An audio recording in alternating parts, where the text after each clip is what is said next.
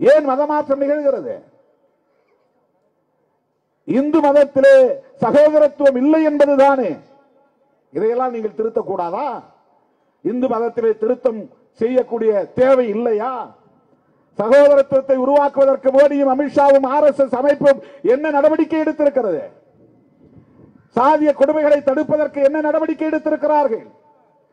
சேரி ஊர் என்று இருப்பிடங்களே பிரிந்து கிடக்கின்றனவே, இரட்டை இந்தியாவாகவே இருக்கிறது. இந்த வாழிடங்களை ஒருமைப்படுத்துவதற்கு என்ன நடவடிக்கை எடுத்திருக்கிறீர்கள்? ஒரே தேசம் ஒரே கலாச்சாரம் என்கிறவர்கள் ஏன் ஒரே குடியிருப்பு ஒரே சுடுகாடு என்கிற விளக்கத்தை வைக்க கூடாது? அதற்கு என்ன நடவடிக்கை எடுத்திருக்கிறீர்கள்? ஏன் இரட்டை வாழிடங்கள்? ஏன் இரட்டை குடியிருப்புகள்? வெட்கமாக இல்லையா? ஒரே ஊருக்கு பெயர் ஒரே பெயர், ஆனால் இரண்டு குடியிருப்பு. அது ஊர் தெரு, இது சேரி. இதற்காக வெட்கப்பட வேண்டாமா? இதை யார் ஏற்படுத்தியது? இது எப்படி உருவானது?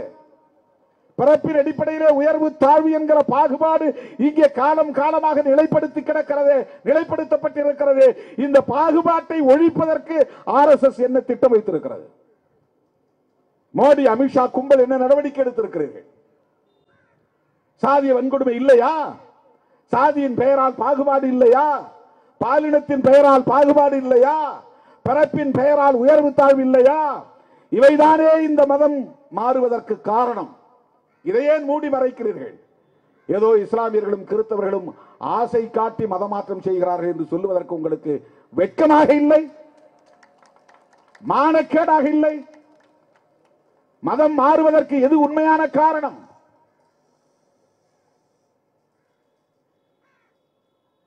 மதம் மாறியவர்கள் அனைவரும் இன்றைக்கு இங்கே இஸ்லாமியர்களாக இருக்கிறார்கள் என்றால் அவர்கள் அனைவரும் மண்ணின் மைந்தர்களே தவிர அராபியர்கள் இல்லை. திரளாக இருக்கிற என் உயிரின் உயிரான விடுதலை சிறுத்தைகளே, உங்கள் அனைவருக்கும் என்னுடைய பணிவார்ந்த வணக்கத்தை தெரிவித்துக் கொள்கிறேன். 1 மணி ஆகிறது. வழியிலே இன்னொரு போராட்டத்தில் பங்கேற்று வாழ்த்து விட்டு இங்கே வர சற்று காலத்தாழ்வு நேர்ந்து விட்டது. இந்த ஆர்ப்பாட்டம் மிகுந்த வலியோடு நாம் ஒருங்கிணைத்திருக்கிறோம். சட்டம் நிறைவேறிவிட்டது. நிறைவேற்றப்பட்ட சட்டத்தை திரும்ப பெற வேண்டும் என்ற கோரிக்கை தமிழ்நாடு முழுவதும் அனைத்து தலைநகரங்களிலும் இந்த ஆர்ப்பாட்டத்தை நாம்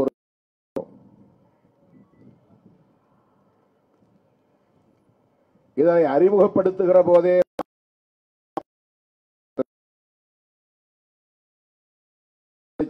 கட்சி மட்டுமல்ல, இந்தியா கூட்டணியை அனைத்து காங்கிரஸ் கட்சிகள், திராவிட முன்னேற்ற கழகம், திரிணாமுல் காங்கிரஸ் கூட்டணியில் உள்ள இந்திய யூனியன் முஸ்லீம் லீக் உள்ளிட்டோரும் மிக கடுமையாக எதிர்த்தோம். ஆகஸ்ட் மாதம் இதை அறிமுகப்படுத்தினார்கள். 2024 ஆகஸ்ட். இந்த கடுமையான எதிர்ப்பை அவர்கள் எதிர்பார்த்திருந்தார்கள், ஆளும் கட்சியை சார்ந்தவர்கள். ஆகவே அடுத்த கோரிக்கையை ஏற்று உடனடியாக நாடாளுமன்ற கூட்டு குழுவை அமைத்தார்.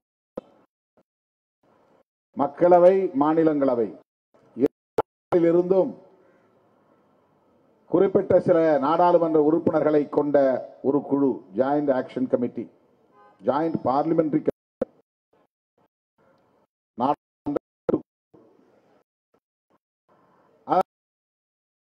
கட்சி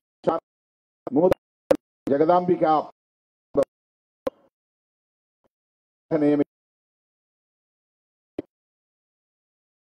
கூட்டுக்குழுவிலே எதிர்கட்சிகளை சார்ந்த உறுப்பினர்களும் கருத்து சொல்ல உரிமை உண்டு, தெரிவிக்க. ஆனால் அந்த கூட்டுக்குழு எதிர்கட்சிகளை சார்ந்த உறுப்பினர்களின் கருத்துக்களை ஒரு பொருளாக எடுத்துக் கொள்ளவில்லை. அவர்கள் முன்மொழி அவருடைய எதிர்ப்பு கருத்துக்களை பதிவு செய்யவே இல்லை. பல நேரங்களில் அவர்களை அந்த அமர்வில் இருந்து சட்டமன்ற வெளியேற்றியும் விட்டார்கள். ஆகவே அந்த கூட்டுக்குழு பொருளற்றதாகிவிட்டது. ஆளுங்கட்சிக்கு ஆதரவான உறுப்பினர்களை கொண்டு சில திட்டங்களை பரிந்துரைகளாக வைத்து அதன் அடிப்படையிலே அந்த சட்ட திருத்தத்தை அல்லது அந்த திருத்த சட்டத்தை மீண்டும் நாடாளுமன்றத்தின் அவையிலே கொண்டு வந்து விவாதித்து நிறைவேற்றி இருக்கிறார்கள். இதைத்தான் அவர்கள் செய்ய போகிறார்கள் என்பது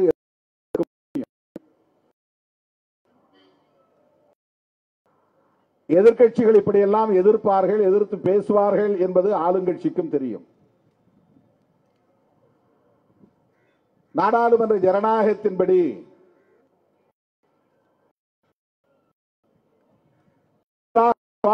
பெற்று பெரும்பான்மை அடிப்படையில் நிறைவேற்றப்பட்டு விட்டது. அதனால்தான் நான் நாடாளுமன்றத்தில் பேசுகிற போது சொன்னேன், ஜனநாயகத்தை கொல்லுவதற்கு ஜனநாயகத்தையே பயன்படுத்துகிறார்கள். ஒரு ஜனநாயக படுகொலையை ஜனநாயகத்தின் பெயரால் நிகழ்த்தி இருக்கிறார்கள் என்று சொன்னேன். அதாவது எல்லாம் விவாதிக்கப்படுகிறது, நாடாளுமன்ற கூட்டுக்குழுவும் அமைக்கப்பட்டது, உறுப்பினர்களாக நியமிக்கப்படுகிறார்கள், எதிர்க்கட்சிகளை சார்ந்த உறுப்பினர்கள் நியமிக்கப்படுகிறார்கள், எதிர்ப்பும் தெரிவிக்கிறார்கள். இவையெல்லாம் அனுமதிக்கப்படுகிறது, அது ஜனநாயக உரிமை. ஆனால் இறுதியில் ஜனநாயகம் படுகொலை செய்யப்படுகிறது. ஆக ஜனநாயகத்தின் பெயரால் ஜனநாயகம் படுகொலை செய்யப்பட்ட ஒரு நிகழ்வுதான் வக்ஃப் திருத்த சட்ட நிறைவேற்றம் ஆகும். அந்த கூட்டுக்குழு அறிக்கையை அவர்கள் ஏற்றுக்கொண்டு அதன் அடிப்படையில் சில திருத்தங்களையும் வைத்து என்ன அவர்கள் நினைத்தார்களோ அதை அப்படியே நிறைவேற்றிவிட்டார்கள். 8 மணி நேர விவாதம் என்று முடிவு செய்தார்கள். மேல விவாதங்கள் நமக்கு அனுமதிக்க வகையில் எதிர்க்க பேச அனுமதி, ஜனநாயகத்தை என்ன படுகொலை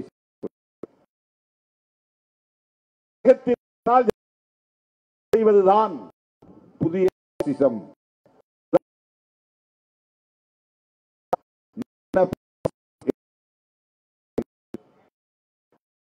சட்டத்தின் பெயரால் சட்டவிரோத செயலை செய்வது. வக்ஃப் திருத்த சட்டம் நிறைவேற்றப்பட்டு விட்டது, இது ஒரு சட்டம். ஆனால் இந்த சட்டத்தின் பெயரால் அரசமைப்பு சட்டத்திற்கு விரோதமாக செயல்படுவது. அரசமைப்பு என்ன சொல்லுகிறது? செக்குலரிசம், மத சார்பின்மையை சொல்லுகிறது. மத சார்பின்மை என்றால் என்ன பொருள்? அரசு அதிகாரத்தை பயன்படுத்தி ஒரு மதத்திற்கு ஆதரவாகவோ அல்லது ஒரு மதத்திற்கு எதிராகவோ செயல்படக்கூடாது என்பதுதான் மத சார்பின்மை. ஒரு தனிநபர் மத சார்பை செய்ய முடியும். நான் ஒரு இந்து மதத்திற்கு ஆதரவாக செயல்பட முடியும் என்பது தனிநபருக்கான உரிமை. அவர் மதம் சார்ந்து இயங்கலாம், அதை இந்த சட்டம் அனுமதிக்கிறது. ஆனால் அரசு, மக்களால் தேர்ந்தெடுக்கப்பட்ட இந்திய அரசு, இந்திய ஒன்றிய அரசு ஒரு மதத்திற்கு சாதகமாகவோ இன்னொரு மதத்திற்கு எதிராகவோ செயல்படக்கூடாது என்பதுதான் மதசார்பின்மை.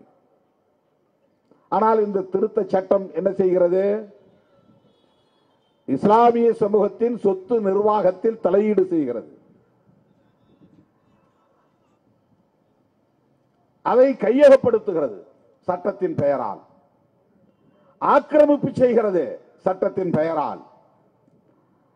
தாம் விரும்பியதை போல உறுப்பினர்களை நியமனம் செய்கிறது சட்டத்தின் பெயரால். என்கிற பெயரால் ஊடுருவுகிறது சட்டத்தின் பெயரால். மதசார்பின்மையை வலியுறுத்தக்கூடிய அரசமைப்பு சட்டத்திற்கு எதிராக அந்த சட்டத்தை பயன்படுத்தியே நாடாளுமன்ற விவாதத்தை நடத்தி மதசார்பின்மைக்கு எதிராக செயல்படுகிறது.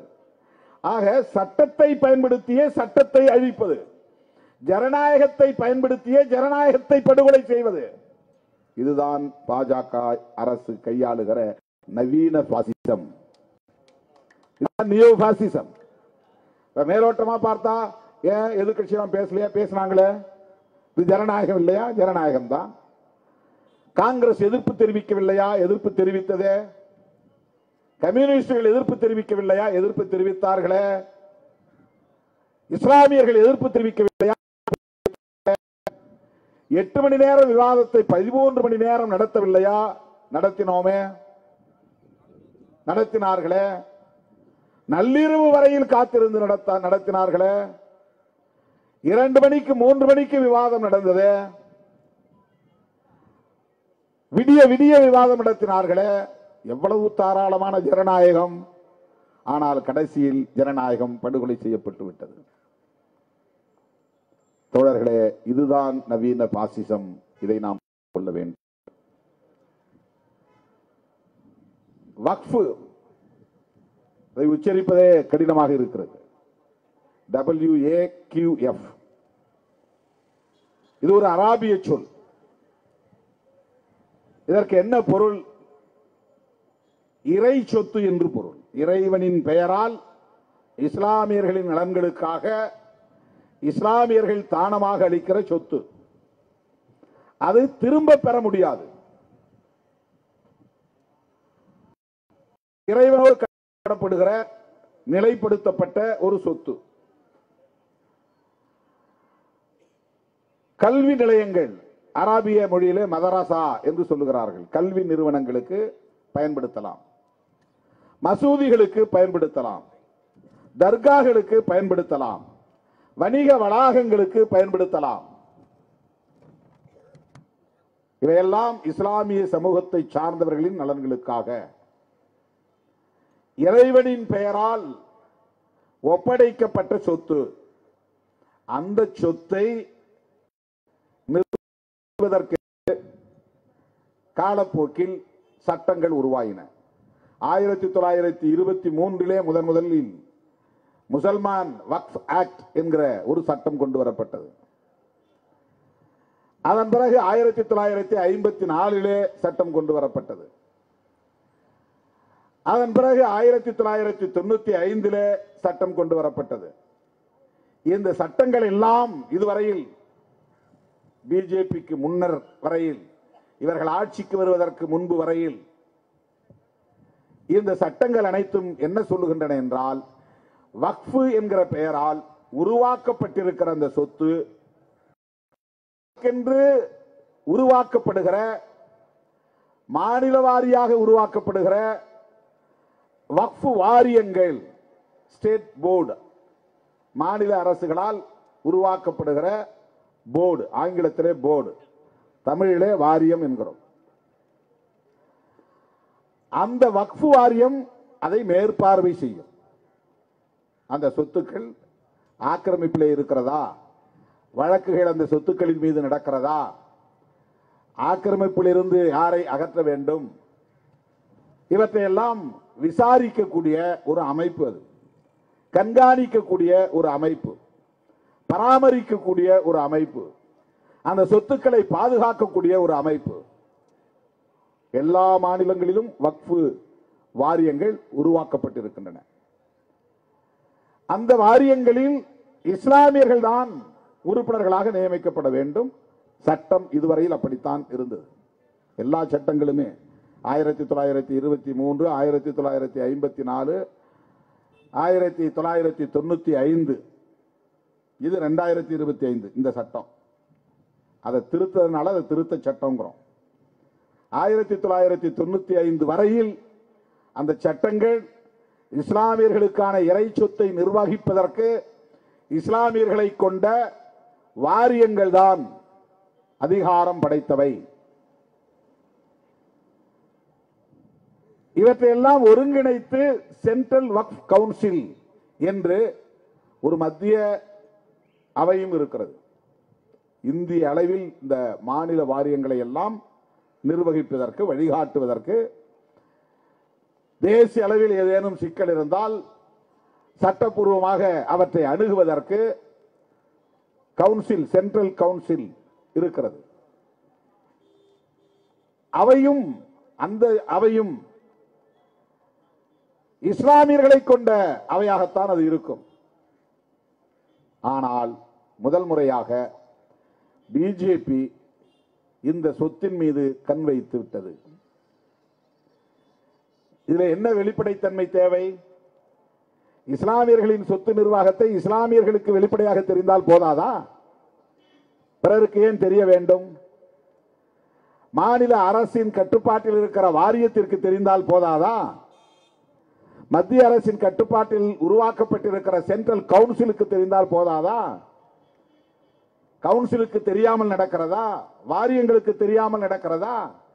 வேறு எந்த அடிப்படையிலே இந்த புள்ளி விவரங்களை தருகிறீர்கள்? 1.25 லட்சம் கோடி மதிப்பிலான சொத்து என்று அது எப்படி ரயில்வே சொத்துக்கு அடுத்தபடியான மதிப்பீடு கொண்டதாக இருக்க முடியும்? திட்டமிட்டு அவர்களே பரப்புகிறார்கள். இவ்வளவு சொத்தா முஸ்லிம்களின் கட்டுப்பாட்டில், இதையெல்லாம் அவர்கள் நிர்வாகம் செய்கிறார்களா என்று பிற மதங்களை சார்ந்தவர்களுக்கு இஸ்லாமியர் மீது ஒரு வெறுப்பு ஏற்பட வேண்டும் என்கிற உள்நோக்கத்தோடு இது திட்டமிட்டு பரப்பப்படுகிறது. பிற மதங்களை சார்ந்தவர்களுக்கு, கிறிஸ்தவர்களாக இருந்தாலும் இந்துக்களாக இருந்தாலும், இந்த சொத்தை விட கூடுதலாக இல்லை என்பது உண்மையா? அதை ஒப்பீடு செய்வது எப்படி? உங்களிடத்தில் புள்ளி விவரம் இருக்கிறதா? இந்துக்களின் சொத்து இஸ்லாமியர் சொத்தை விட குறைவாகத்தான் இருக்கிறது என்று எப்படி நான் தெரிந்து கொள்வது? கிறிஸ்தவர்களின் சொத்து இஸ்லாமியர்களின் சொத்தை விட குறைவாக இருக்கிறது என்று எப்படி தெரிந்து கொள்வது? அதற்கான புள்ளி விவரம் எங்கே இருக்கிறது? அதை ஏன் பாஜக அரசு வெளியிடக்கூடாது? அதை ஏன் வெளிப்படையாக நாடாளுமன்ற அவையில் அதற்கென்று இருக்கிற அமைச்சரை அறிவிக்க செய்யக்கூடாது? அவரும் ஒரு புத்திஸ்ட், சிறுபான்மை மதத்தை சார்ந்தவர். அதைத்தான் நான் இந்த கூட்டத்திலே, நாடாளுமன்றத்தில், மக்களவையிலே பேசினேன். ஒரு சிறுபான்மை மதத்தை சார்ந்தவரை கொண்டு இன்னொரு சிறுபான்மை மதத்தின் அதிகாரத்தில் தலையீடு செய்கிறார்கள். அவர் ஒரு புத்திஸ்ட். அவர் புத்திஸ்டா இருந்தும் புத்தகயாவில் நடக்கிற போராட்டம் குறித்து அவர் கவலைப்படவில்லை. புத்தகயா எங்கே இருக்கிறது? பீகாரிலே இருக்கிறது. புத்தகயா என்பது ஒரு புனித தலமாக பௌத்தர்களால் பார்க்கப்படுகிறது. அங்கே ஒரு மகாபோதி விகார் இருக்கிறது. அந்த இடம் எதற்கு சிறப்பு பெயர் பெற்றது என்றால், புத்தர் நீண்ட காலமாக தவம் இருந்து பல இடங்களில் அமர்ந்து நாள் கணக்கிலே, மாத கணக்கிலே, வருட கணக்கிலே கூட ஒரே இடத்தில் உட்கார்ந்து தவம் செய்தும் அவருக்கு ஞானம் கிட்டவில்லை. அவர் என்லைட்மெண்ட் ஆகல. சோறு தண்ணீர் குடிக்காமல் கூட தவம் இருந்திருக்கிறார். எலும்பும் தோலுமாய் இளைத்து போனார். அப்படி ஒரு உருவம் இருக்கிறது புத்தருடைய உருவம். அப்போதும் அவருக்கு ஞானம் பிறக்கவில்லை. பிறகு அந்த தவத்தை கலைத்து விட்டு வெளியேறுகிறார். இந்த மாதிரி உடலை வருத்தி தவம் இருப்பதால் எந்த பயனும் இல்லை என்று சொல்லுகிறார். பட்டினி கிடப்பதால், தண்ணீர் அருந்தாமல் தியானம் இருப்பதால் ஞானம் கிடைக்காது என்று மறுபடியும் உணவை எடுத்துக்கொண்டு ஆரோக்கியமாகிறார். இனி பட்டினியும் அப்படி கிடக்கக்கூடாது, எந்த நேரமும் தின்று கொழுக்க கூடாது, இடைநிலையில் இருந்து தியானத்தை மேற்கொள்ள வேண்டும் என்று முடிவெடுத்து நடந்தே பீகார் பக்கம் போகிறார். பீகாரிலே இருக்கிற ஒரு இடம்தான் புத்தகயா. அங்கே போய் ஒரு மரத்தின் அடியிலே அமர்ந்து அவர் தவம் இருக்கிற போது அவர் ஞானம் பெற்றார் என்று சொல்லப்படுகிறது. அவர் ஞானம் பெற்ற சிறப்பு தலம்தான் புத்தகயா என்பது. அந்த கோவில் நாடு விடுதலை அடைவதற்கு முன்பே கட்டப்பெற்று உலக புகழ் பெற்ற ஒரு விகார். அப்போது ஒரு நிர்வாக கமிட்டி உருவாக்கப்பட்டது. அந்த நிர்வாக குழுவிலே அப்ப பிஜேபி இல்ல. பிரிட்டிஷ் ஆட்சி காலத்தில் 1930களில் 40களில் நாடு விடுதலை பெறுவதற்கு முன்பே உருவாக்கப்பட்ட அந்த குழுவில் புத்தர்களை விட பௌத்தர் அல்லாதவர்களின் எண்ணிக்கை அதிகமாக இருக்கிறது. அந்த கமிட்டியில குறிப்பா பிராமணர்கள், பிராமின்ஸ். இன்றைக்கும் அதுதான் நீடிக்கிறது. புத்தர்களுக்கான கோவில், அந்த பௌத்த விகாரை நிர்வாகம் செய்யக்கூடிய கமிட்டி, அதிலே பௌத்தர் அல்லாதவர்கள் எண்ணிக்கை அதிகமாக இருக்கிறது உறுப்பினர்கள். அதற்காக பௌத்த பிக்குகள் தொடர்ந்து போராட்டத்தில் ஈடுபட்டு வருகிறார்கள். உண்ணாநிலை அறப்போராட்டத்தில் ஈடுபட்டு வருகிறார்கள். அதை பற்றி பாராளுமன்ற விவகாரத்துறை அமைச்சராகவும் சிறுபான்மை மதத்தை சார்ந்தவர்களுக்கான நலத்துறை அமைச்சராகவும் இருக்கிற கிரண் ரிஜிஜு, அவர் பேரு ரிஜிஜு, அவர் அதை பற்றி கவலைப்படவில்லை. ஆனால் நானும் தொடர் ரவிக்குமார் அவர்களும் ஒரு முறைக்கு 2 முறை சட்டத்துறை அமைச்சராக இருக்கிற அர்ஜுன் மெஹ்வால் அவர்களை போய் நேரிலே பார்த்தோம். அவரும் ஒரு தலித், ஆனால் அவர் RSS வளர்ப்பு, பிஜேபியில் IAS ஆக இருக்கிற போதே RSS தன்னை ஈடுபடுத்திக் கொண்டவர். RSS மாணவர் ABVP மாணவர் இயக்கத்திலிருந்து வளர்ந்தவர். 8 முறையோ 9 முறையோ MP-யாக தேர்ந்தெடுக்கப்பட்டவர். தொடர்ந்து அமைச்சராக இருப்பவர். அவர் சட்டத்துறை அமைச்சராக இருப்பதனால் அவரை 2-3 முறை நேரிலே போய் பார்த்து அதற்கென்று இருக்கிற ஒரு குழுவினரையும் உத்தரப்பிரதேசத்திலிருந்தும் மகாராஷ்டிராவிலிருந்தும் வந்தவர்களை அழைத்துக் கொண்டு போய் பார்த்தோம். ஒரு வாரத்தில் இந்த பிரச்சனையை நான் செட்டில் பண்றேன்னு சொன்னார். 1 மாசம் ஆச்சு. இன்னும் புத்தகயாவில் போராட்டம் தொடர்கிறது. அது என்ன பிரச்சனை என்றால், இன்றைக்கு இஸ்லாம் மதத்தின் சொத்து நிர்வாகத்தை நடைமுறைப்படுத்துவதற்கான சட்டம் என்ன சொல்லுகிறதோ அது ஏற்கனவே பௌத்த மதத்தின் மீதும் அந்த தாக்குதல் நடத்தப்பட்டிருக்கிறது. பௌத்தர் அல்லாதவர்கள் உறுப்பினர்களாக இருக்கிறார்கள், பிராமணர்கள் உறுப்பினர்களாக இருக்கிறார்கள். அந்த பௌத்த விகாருக்குள்ளே போனால் ஒரு இந்து கோவிலுக்குள் நுழைவதை போல் இருக்கிறது. நான் போயிட்டு வந்தாங்க. இந்து கோவில்களில் என்ன வகையான பூஜை புனஸ்காரங்கள் செய்யப்படுகின்றனவோ செய்யப்படுகிறது. ஏன்னா நிர்வாகம் பிராமணர்களின் கட்டுப்பாட்டில் இருக்கிறது. இந்துக்கள் பெரும்பாலும் புத்தர் சிலையை வைத்திருப்பார்கள். வீட்டுக்குள்ள போனீங்கன்னா அது புத்தர் சிலை இருக்கும். அது திருஷ்டி கழிக்கிறதுக்காக வச்சிருக்கிறாங்க. லாஃபிங் புத்தான்னு ஒன்று வச்சிருப்பாங்க, சிரிக்கிற புத்தர். அது வச்சா நிறைய குபேரன் ஆகிடலாம், சொத்து சேர்க்கலாங்கிறதுக்காக வச்சிருக்கிறாங்க. பௌத்த கொள்கைக்காக கிடையாது. அவர்களின் நம்பிக்கை புத்தரே மகாவிஷ்ணுவின் அவதாரம். எனவே பௌத்த மதமே இந்து மதத்தின் ஒரு கிளைதான். அதனால்தான் பௌத்தத்திற்கு மாறினாலும் இடஒதுக்கீடு உண்டு. அரசமைப்பு சட்டத்திலே திருத்தம் கொண்டு வந்து பௌத்த மதம் இந்து மதத்தின் ஒரு கிளை, எனவே பௌத்தத்திற்கு மாறினாலும் உங்களுக்கு இடஒதுக்கீடு உண்டு என்று அனுமதித்திருக்கிறார்கள். பௌத்தத்தை சுதந்திரமாக இயங்க விடாமல் இந்து மதத்தின் ஒரு கிளையாகிவிட்டார்கள், ஆக்கிவிட்டார்கள். மகாவிஷ்ணுவின் அவதாரம் என்ற புராண கதைகளை அப்படியே அவர்கள் இன்றைக்கு ஏற்றுக்கொண்டு அதை சட்டப்பூர்வமாகவும் இந்து மதத்தின் கிளையாக மாற்றிவிட்டார்கள். நீங்க எத்தனை லட்சம் பேரை கூட புத்திஸ்டா மாத்தலாம், ஒன்னும் பிரச்சனை பண்ண மாட்டான். ஆனா ஒரு ஊர்ல போய் 100 பேரை நீ முஸ்லீமா மாற்றினால் மிகப்பெரிய வன்முறை வெடிக்கும். பௌத்தத்துக்கு நீ மாறினாக்க உன்னை ஒண்ணுமே கண்டுக்க மாட்டான், வாங்க தோழர்மா. ஏன்னா அரசமைப்பு சட்டமே பௌத்தத்தை இந்து மதத்தின் கிளை என்று ஏற்றுக்கொண்டதாக. அதனால் நான் சட்டமன்றத்தில் பேசும்போது சொன்னேன், அவங்களுக்கு தனி சட்டம் வேண்டும், பர்சனல் லா. அதை இந்து மேரேஜஸ் ஆக்டோட அவங்க இணைச்சு வச்சிருக்கிறாங்க. இந்து மதத்தினுடைய சட்டங்கள் தான் பௌத்தர்களாக இருப்பவர்களுக்கும் பொருந்தும், பர்சனல் லா இல்ல. இவங்களுக்கு ஷரியத்தில் சட்டம் தனியா இருக்கு, கிறிஸ்தவ மதத்திற்கு தனி சட்டம் இருக்கு, அதுக்கு பேர் பர்சனல் லா. பௌத்தத்திற்கு தனி சட்டம் இல்லை. தொடர்ந்து மக்களவையிலே விடுதலை சிறுத்தைகள் கட்சியின் சார்பில் அதை எழுப்பி வருகிறோம். அவரை போய் அர்ஜுன் மெகோலை பார்த்து பர்சனல் லா வேணும்னு சொல்லியிருக்கிறோம். இதுக்கு தனியே ஒரு கமிட்டி உத்தரப்பிரதேசத்தில் மகாராஷ்டிராவில் இருக்கிறாங்க. 10 முறைக்கு மேல என்ன சந்திச்சுட்டாங்க. அவங்களை அழைச்சிட்டு போய் பலமுறை அவங்கள்ட்ட கூட சொல்லிட்டேன், பர்சனல் லா வேணும்னு. கொண்டு வர மாட்டாங்க. ஏன்னா காமன் சிவில் கோடுன்னு பொது சட்டம் கொண்டு வருவதுதான் அவங்களுடைய அல்டிமேட் எய்ம். முஸ்லீமுக்கு தனி சட்டம் இருக்கக்கூடாது, கிறிஸ்தவர்களுக்கு தனி சட்டம் இருக்கக்கூடாது, பௌத்தர்களுக்கு தனி சட்டம் இருக்கக்கூடாது.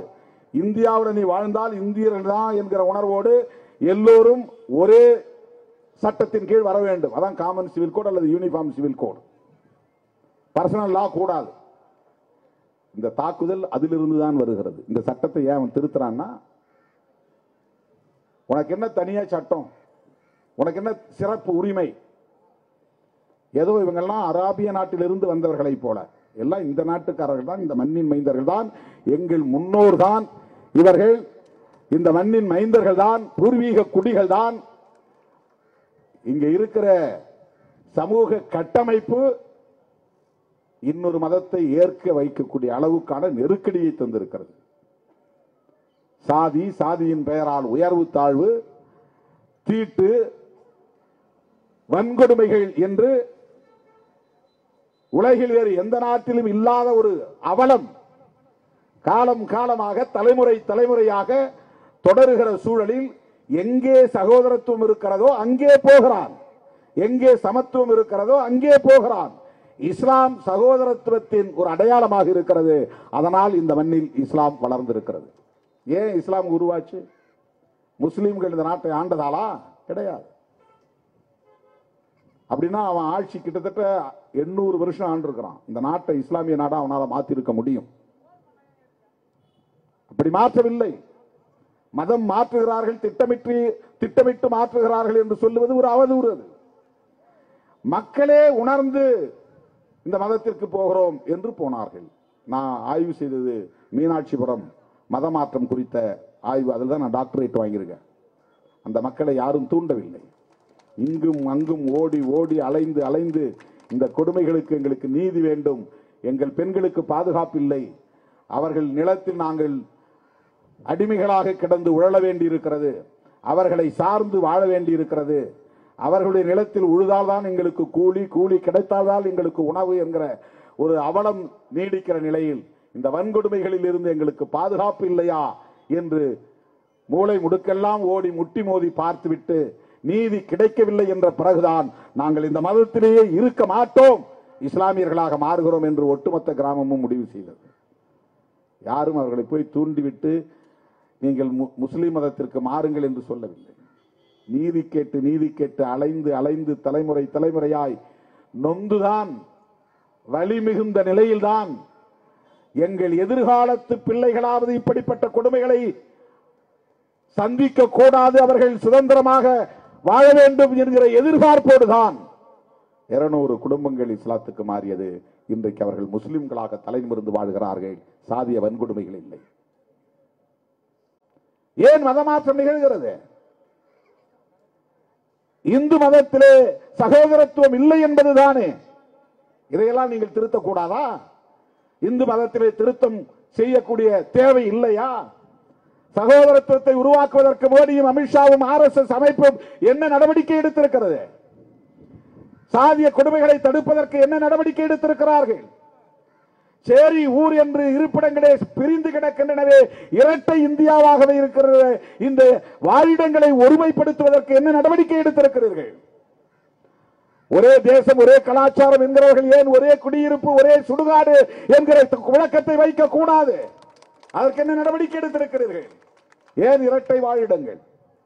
ஏன் இரட்டை குடியிருப்புகள்? வெட்கமாக இல்லையா? ஒரே ஊருக்கு பெயர் ஒரே பெயர், ஆனால் 2 குடியிருப்பு. அது ஊர், தெரு, இது சேரி. இதற்காக வெட்கப்பட வேண்டாமா? இதை யார் ஏற்படுத்தியது? இது எப்படி உருவானது? பிறப்பின் அடிப்படையிலே உயர்வு தாழ்வு என்கிற பாகுபாடு இங்கே காலம் காலமாக நிலைப்படுத்தப்பட்டிருக்கிறது. இந்த பாகுபாட்டை ஒழிப்பதற்கு RSS என்ன திட்டம் வைத்திருக்கிறது? மோடி அமித்ஷா கும்பல் என்ன நடவடிக்கை எடுத்திருக்கிறீர்கள்? சாதிய வன்கொடுமை இல்லையா? சாதியின் பெயரால் பாகுபாடு இல்லையா? பாலினத்தின் பெயரால் பாகுபாடு இல்லையா? பிறப்பின் பெயரால் உயர்வு தாழ்வு இல்லையா? இவைதானே இந்த மதம் மாறுவதற்கு காரணம். இதையே மூடி மறைக்கிறீர்கள். ஏதோ இஸ்லாமியர்களும் கிறிஸ்தவர்களும் ஆசை காட்டி மதமாற்றம் செய்கிறார்கள் என்று சொல்லுவதற்கு உங்களுக்கு வெட்கமாக இல்லை? மானக்கேடாக இல்லை? மதம் மாறுவதற்கு எது உண்மையான காரணம்?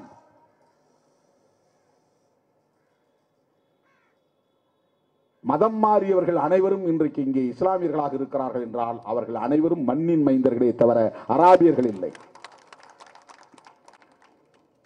அவர்களை எப்படி நீ அந்நியர்கள் ரட்சிக்கிறாய்? அவர்கள் மீது வெறுப்பை விதைக்கிறாய். அவர்களுக்கான பாதுகாப்பை கேள்விக்குள்ளாக்குகிறாய். அஞ்சி அஞ்சி வாழக்கூடிய அச்சத்தையே உருவாக்குகிறாய்.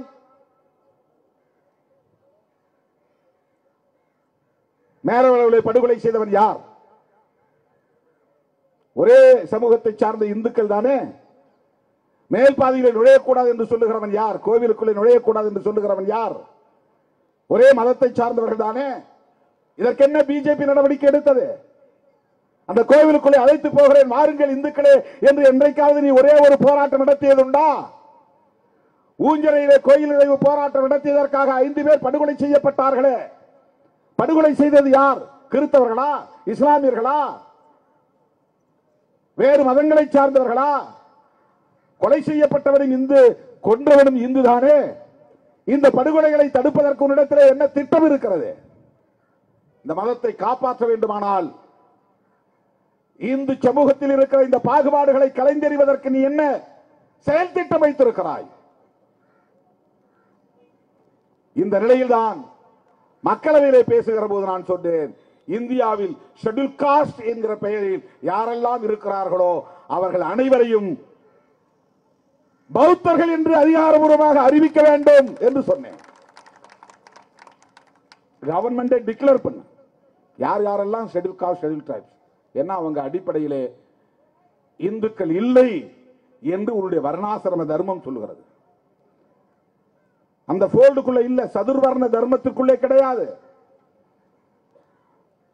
1901ஆம் ஆண்டு முதலாக மக்கள் தொகை கணக்கெடுப்பு நடத்திய போது இந்துக்கள் என்று தனியே மக்கள் தொகை கணக்கெடுப்பு நடத்தினார்கள். அதிலே ஷெட்யூல் காஸ்ட் ஷெட்யூல் ட்ரைப்ஸ் வரவில்லை. ஆதிக்குடிகள் பழங்குடிகள் என்று தனியே எடுக்கப்பட்டது. வெகு காலத்திற்கு பிறகுதான் அவர்களை இந்துக்களாக இணைத்து பட்டியலில் இணைத்து அந்த மக்கள் தொகை கணக்கிலே சேர்த்துக் கொண்டார்கள். நீ இந்துக்கள் பெரும்பான்மை என்று காட்டுவதற்காக மட்டும்தான் ஷெட்யூல் காஸ்ட் ஷெட்யூல் ட்ரைப்ஸ் ஆகிய மக்களை அந்த சமூகத்தை சார்ந்தவர்களை பட்டியலிலே வைத்திருக்கிறார். ஆனால் இந்து மதத்தின் உரிமைகளை அனுபவிப்பதற்கு அவர்களுக்கு எந்த பாதுகாப்பும் இல்லை. கோயில் என்றால் தனி கோயில், பொதுவான கோயிலுக்குள் இவர்கள் நுழைய முடியாது. கிராமப்புறங்களில் இருக்கிற எந்த கோவிலில் தலித்துகள் உள்ளே நுழைய முடியும்? ஏன் இங்கே மதமாற்றம் நிகழாது? மதமாற்றம் நிகழ்வதற்கு எது காரணம்? அந்நியர்களா? அந்நிய நாடுகளில் இருந்து வருகிற பணமா? கோதுமை போன்ற உணவா? துணிமணிகளா? இதை சொல்லுவதற்கு உங்களுக்கு கொஞ்சம் கூட மனசாட்சி இல்லையா? கோதுமைக்காக ஒருவன் மதம் மாறி விடுவானா? துபாய்க்கு போக வேண்டும் என்பதற்காக ஒருவன் மதம் மாறிவிட முடியுமா? வன்கொடுமைகளில் இருந்து தப்பிக் கொள்வதற்காக எதிர்கால வாரிசுகளை பாதுகாக்க வேண்டும் என்பதற்காக முன்னோர் எடுத்த முடிவு. இன்னைக்கு இந்தியா முழுவதும் இருக்கிற இஸ்லாமியர்கள் இந்த சாதிய சமூக கட்டமைப்பை எதிர்த்து உருவானவர்களே தவிர வெறும் பொருளுக்கு ஆசைப்பட்டு அவர்கள் போகவில்லை. அப்படிப்பட்ட இந்த மண்ணின் மைந்தர்களை அந்நியர்களை போல சித்தரித்து அவர்களுக்கு எதிரான வெறுப்பை இவர்கள் விதைப்பது யாருக்காக? இந்த பின்னணியை தெரிந்து கொள்ள வேண்டும். இந்த சட்டம் கிடக்கு. அமித்ஷா சொல்றார் 2000 இன்னும் 30 ஆண்டுகளுக்கு நாங்கள் ஆட்சியில் இருப்போம். 30 ஆண்டுகளுக்கு பிறகு நீ இருக்க மாட்டேங்கிற உண்மையை ஒத்துக்கொள்கிறாயா இல்லையா? ஒண்ணு உனக்கு சாசுவதம் இல்லையே, நிலையானது இல்லையே. 30 வருஷம் இரு, 30 வருஷத்துக்கு பிறகு உன் கொட்டம் ஒடுங்கும். 400 ஆண்டு கால பழமை வாய்ந்த பாபர் மசூதியை நீ இடித்து தரைமட்டமாக்குகிற போது இந்த 30-40 ஆண்டு கால ஆட்சியை நீ செய்த அநியாயத்தை, அநீதியை அழித்தொழிக்க முடியாதா? அப்புறம் வந்தா எங்கள் வாரிசுகள் வருவார்கள், நீ போட்ட சட்டத்தை தூக்கி எறிவார்கள், புதிய சட்டம் கொண்டு வருவார்கள். இது என்ன மாற்ற முடியாத ஒன்றா? இதே பெரும்பான்மைவாதத்தை பயன்படுத்தி அடுத்து வரக்கூடிய ஆட்சியாளர்கள் இந்த சட்டத்தை தூக்கி எறிவதற்கு எவ்வளவு நேரம் ஆகும்? என்ன 20-30 வருஷம் நீனே முடிவு பண்ணிட்ட. 30 வருஷம் 30 வருஷங்கிறது கண்ணை மூடி கண்ணை தரதுல போயிடும். நாங்க இல்லாம இருப்போம், ஆனால் எங்கள் வாரிசுகள் இருப்பார்கள், சிறுத்தைகள் இருப்பார்கள், சமூக நீதி போராளிகள் இருப்பார்கள், ஜனநாயக சக்திகள் இருப்பார்கள், முற்போக்கு சக்திகள் இருப்பார்கள், சாரி சிந்தனையாளர்கள் இருப்பார்கள், சமத்துவத்தை விரும்பக்கூடியவர்கள் இருப்பார்கள். நீயே ஒரு டேட் பிக்ஸ் பண்ணிட்ட, 30 வருஷம் தான். அவ்வளவுதான் இருக்காது. அடுத்த தேர்தலை தூக்கி எறிவார்கள் மக்கள். அவங்களுக்கு ஆசை என்ன? 30 வருஷம் நாட்டை ஆளணும். நீ நாட்டை 30 வருஷம் ஆண்டு பார், அரசமைப்பு சட்டத்தை தூக்கி எறிந்து பார், இந்த நாட்டின் பெயரை கூட மாற்றி பார். நீ என்னென்ன வழிமுறைகளை எல்லாம் கையாண்டு பல தலைமுறைகளாக இங்கே நிலைப்படுத்தப்பட்டிருந்த சமூக நீதியை அழித்தொழித்தாயோ, அதே வழிமுறைகளை பின்பற்றி இந்த அநீதிகளை அழித்தொழிப்போம். அது ஒன்று முடியாதது அல்ல. இந்த சட்டத்தில் என்னென்ன ஓட்டை உடைசல் இருக்கின்றன, என்ற அநீதி இருக்கின்றன என்பதையெல்லாம் நமக்கு முன்னால் பேசிய தோழர்கள் பேசிவிட்டார்கள். அதை திரும்ப திரும்ப சொல்ல வேண்டிய அவசியம் இல்லை. அவர்களின் நோக்கம் என்ன? இஸ்லாமியர்களை பலவீனப்படுத்துவது. இஸ்லாமியர்களை என்னென்ன வகையில் எல்லாம் பலவீனப்படுத்த முடியுமோ எல்லா வகையிலும் பலவீனப்படுத்துகிறார்கள். இந்த போஸ்ட் மெட்ரிக் ஸ்காலர்ஷிப்னு ஒன்று இருக்கு. இஸ்லாமியர்களுக்கு கொடுத்துட்டு வந்த அந்த கல்வி உதவித்தொகையை ஆண்டுக்கு ஆண்டு கொஞ்சம் கொஞ்சமாக குறைத்து இப்போது போஸ்ட் மெட்ரிக் ஸ்காலர்ஷிப்ங்கிற எண்ணமே இல்லாத அளவுக்கு ஆக்கிவிட்டார்கள். முற்றாக நிறுத்தவில்லை, குறைத்து விட்டார்கள். ஓவர்சீஸ் ஸ்காலர்ஷிப்ன்றது அயல் நாடுகளுக்கு போய் படிக்கிறவங்களுக்கு கல்வி உதவித்தொகை, அதை முற்றாக நிறுத்திவிட்டார்கள். இது இஸ்லாமியர்களுக்கு மட்டும் செய்யவில்லை, தலித்துகளுக்கும் குறைத்துக் கொண்டே வருகிறார்கள். இப்போ போஸ்ட் மெட்ரிக் ஸ்காலர்ஷிப்ங்கிறது, போஸ்ட் மெட்ரிக்னா 10ஆம் வகுப்புக்கு மேலே, மெட்ரிக்னா 10, அதுக்கு மேலே படிக்கிற கல்வி, அவங்களுக்கு கொடுக்கிற ஸ்காலர்ஷிப் அதை யூனியன் கவர்மெண்ட் தான் கொடுக்குது. ஸ்டேட் கவர்மெண்ட் கொஞ்சம் அதில் இணைச்சு கொடுக்குறாங்க. ஆனால் இப்போ எடப்பாடி அவர்கள் முதல்வராக இருந்தபோது நாங்கள் போய் பார்த்தோம். நானும் ரவிக்குமார் அவர்களும் ஒரு மனு கொடுத்தோம். நாங்கள் அங்கே போய் நிர்மலா சீதாராமனை பார்த்தோம். ஸ்டேட் கவர்மெண்ட்டும் ஒத்துழைக்கல, அவங்க சரியான விவரத்தை எங்களுக்கு கொடுக்க மாட்டேங்கிறாங்க. குறிப்பா தனியார் பொறியியல் கல்லூரியை சார்ந்தவர்கள் நிறைய தவறான தகவல் கொடுத்து நிதியை வாங்குறாங்க. வெறுமட அட்மிஷன் போட்டு பிள்ளைங்க படிக்கிறாங்களோ இல்லையோ பணம் வாங்குறாங்க. இந்த மாதிரி சில குற்றச்சாட்டுகள் சொல்லியிருக்கிறாங்க. அதனால நீங்க முதலமைச்சர் இந்திய யூனியன் அரசுக்கு முறைப்படி கடிதம் எழுதி அந்த நிதியை பெற்று மாணவர்களுக்கு பயன்படுத்த வாய்ப்பு வழங்குங்கள் என்று கோரிக்கை வைத்தோம். அவங்க அனுப்பல. நாங்க என்ன பண்றதுன்னு அவர் சொன்னார். அந்த அம்மாவை நிர்மலா சீதாராமன் அவர்களை பலமுறை நாங்கள் இது தொடர்பாகவே சந்திச்சிருக்கிறோம். எஸ்சி எஸ்டிக்கு மட்டும் இல்லை, எல்லாருக்கும் அது போஸ்ட் மெட்ரிக் ஸ்காலர்ஷிப் படிப்படியாக அவர்கள் குறைத்து வருகிறார்கள். இதெல்லாம் உனக்கு கொடுக்கறதால தானே நீ மேலே மேலே படிச்சுட்டே போற. உங்க அப்பா உனக்கு ஃபீஸ் கட்ட முடியாது, அம்மா ஃபீஸ் கட்ட முடியாது, ஆனால் கவர்மெண்ட் ஃபீஸ் கட்டி நீ படிச்சு எங்களுக்கு எதிராக பேசுவீங்களா? கவர்மெண்ட் ஃபீஸ் கட்டி நீ படிச்சுட்டு வேலைக்கு, அரசாங்க வேலைக்கு போவ, அப்ப யார் தெருவை கூட்டுறது, யார் கக்கூஸ் கழுவுறது? இப்ப அவனுடைய கவலை அதுதான். இந்த நிலை போனால் பிறப்பால் உயர்ந்தவர்கள், கடவுளிடம் நேரடியாக பேசக்கூடியவர்கள் நாங்கள் தான் என்று சொல்லிக் கொண்டிருக்கிற பார்ப்பனர்களின் நிலை என்ன ஆகும் என்பதுதான் RSS உடைய கவலை. இந்த பின்னணியில் நீங்க புரிஞ்சுக்கணும். இது ஏதோ வெறும் சட்டம் அரசியல் அப்படின்லாம் கிடையாது. RSSக்கு ஒரு அஜெண்டா இருக்கிறது. இந்த சமூக நீதி கோட்பாடு தெருக்கூட்டணவன் பிள்ளையை நீதிபதி ஆக்குகிறது, ஆடு மாடு மேய்த்தனுடைய பிள்ளையை பேராசிரியர் ஆக்குகிறது, துணைவேந்தர் ஆக்குகிறது. இப்ப யாரும் கிராமத்தில் 10வது வரையிலும் படிச்சவனா இருந்தா கூட யாரும் வேலைக்கு போறது, விவசாய வேலைக்கு போறதில்லை, அரசாங்க வேலைக்கு தான் போறான். அதுக்கான வேலைகளை முயற்சி செய்யறான். இல்லைன்னா மெட்ராஸ் வந்துடுறான், பாம்பேக்கு போயிடுறான், டெல்லிக்கு போயிடுறான், இல்லைன்னா நாட்டை விட்டே வெளியே போயிடுறான். உன் வீட்டில் மாடு மேய்க்கிறதுக்கு பேர சாணி வர்றதுல என் பாட்டன் செஞ்சது போதும், என் அப்பன் செஞ்சது போதும், இனிமே நான் உங்ககிட்ட சாணி வர. இப்போ அவன்லாம் என்ன பண்றான்னா நிலத்தை பூரா காட்டு கருவை முளைக்கிறது விட்டாங்க. ஏன்னா வேலை செய்யறதுக்கு ஆள் கிடையாது. எங்க அப்பா உழைச்சார், எங்க தாத்தா உழைச்சார், நான் உழைக்கல. அவனுக்கு வேலை செய்ய தெரியாது, அவனுக்கு ஏறு பிடிக்க தெரியாது, மாட்டுக்கு தீனி இருக்க தெரியாது, அவனுக்கு ஒரு நாள் கூட அந்த கொளுத்துற வெயில நின்று குனிஞ்சு வேலை செய்ய தெரியாது. ஆனா விவசாயி, அவன் பேர்ல 100 ஏக்கர் நிலம் இருக்கும். எப்படி விதைக்கணும், எப்படி களை பறிக்கணும், எப்படி அதை அறுவடை செய்யணும், எப்படி கொண்டு வந்து களத்தில் கொட்டணும், அது எதுவுமே அவனுக்கு தெரியாது. இப்போ நான் வேலை செய்யல, அவன் காடெல்லாம் கரம்பா கிடக்கு, காட்டுக்கருவை முளைச்சி கிடக்கு. அதை தான் இன்னைக்கு அவன் ஏலம் விட்டு அதை வெட்டி அதில் வர்றதை வச்சு தான் இன்னைக்கு குழப்பம் நடத்துகிறான். இதெல்லாம் ஏன் நிகழ்கிறது? அவனுக்கு கவலை அதுதான். அதனால தான் NEP தேசிய கல்விக் கொள்கையில ஸ்பெஷல் ஸ்கில்ங்கிற பேர்ல உங்க அப்பா என்ன தொழில் செய்தாரோ அதையும் நீ கத்துக்கோ. தச்சருடைய ஆசாருடைய பிள்ளை ஆசாரி வேலையை கத்துக்கோ, கொல்லனுடைய பிள்ளை கொல்லன் வேலையை கத்துக்கோ, விவசாயினுடைய பிள்ளைகள் விவசாய வேலையை கத்துக்கோங்க. உங்களுக்கு தனியா நாங்க சிறப்பு பயிற்சி தர்றோம். இது குலக்கல்வி திட்டம்லாம் இல்ல. நம்முடைய மரபு சார்ந்த தொழில்கள் பாதிக்கப்பட்ட கூடாது. ஏன் அந்த தொழில பிராமணர்களுக்கோ உயர் சாதியை சார்ந்தவர்களுக்கோ கற்றுக் கொடுங்க. ஏன் அவர் ஆசாரி ஆகக்கூடாதுன்னு இருக்கா? பொற்கொள்ளர் ஆகக்கூடாதுன்னு இருக்கா? ஆடு மாடு மேய்க்க கூடாதா? இன்றைக்கு இருக்கிற பிரச்சனை இதுதான். எல்லாம் தலைகீழாக மாறுகிறது. தலை நிமிர சேரி திரளும், தலைகீழாய் நாடு புரளும்.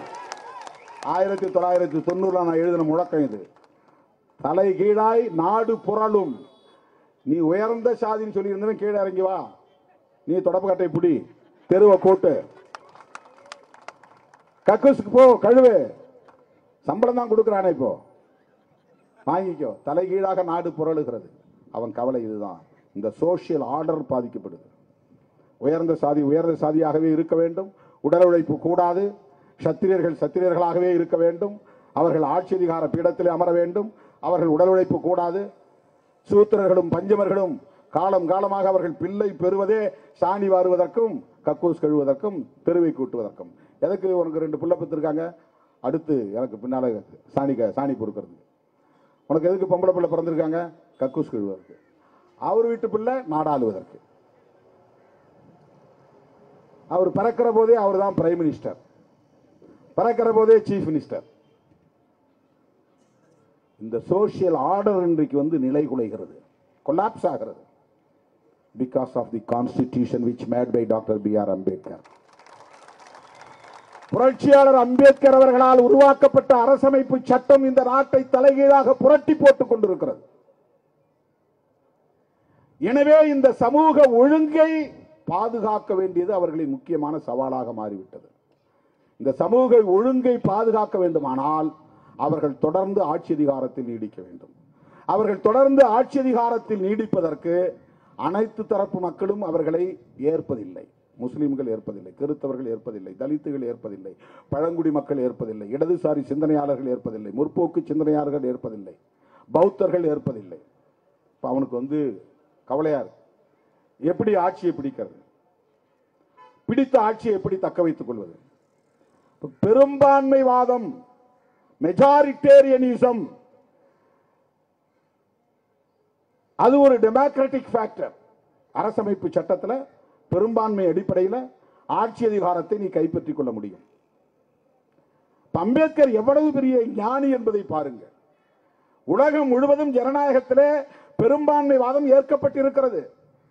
51 வாக்குகளை பெறுகிறவன் வெற்றி, 49 வாக்குகளை பெறுகிறவன் தோல்வி.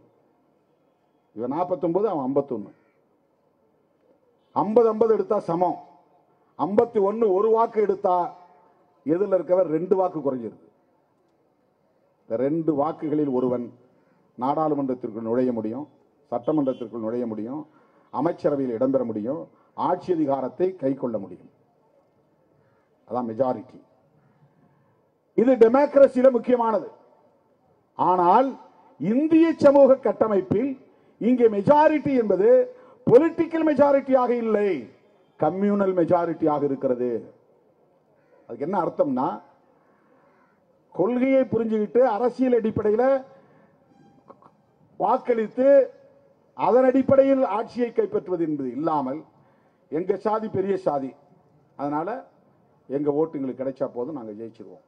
எங்கள் மதம் பெரிய மதம், பெரும்பான்மை மதம், மதம் சார்ந்த வாக்குகள் கிடைச்சா போதும், எனக்கு முஸ்லீம் ஓட்டு வேண்டாம், கிறிஸ்டின் ஓட்டு வேண்டாம், எனக்கு இந்து ஓட்டு மட்டும் கிடைச்சா போதும். ஏன்னா அவங்க பெரும்பான்மையா இருக்கிறாங்க, அவங்க மட்டும் ஓட்டு போட்டா நாங்க பெரும்பான்மை இடங்களில் வெற்றி பெற்று விடுவோம், பெரும்பான்மை இடங்களில் வெற்றி பெற்றால் நாங்கள் தொடர்ந்து ஆட்சியில் இருப்போம்.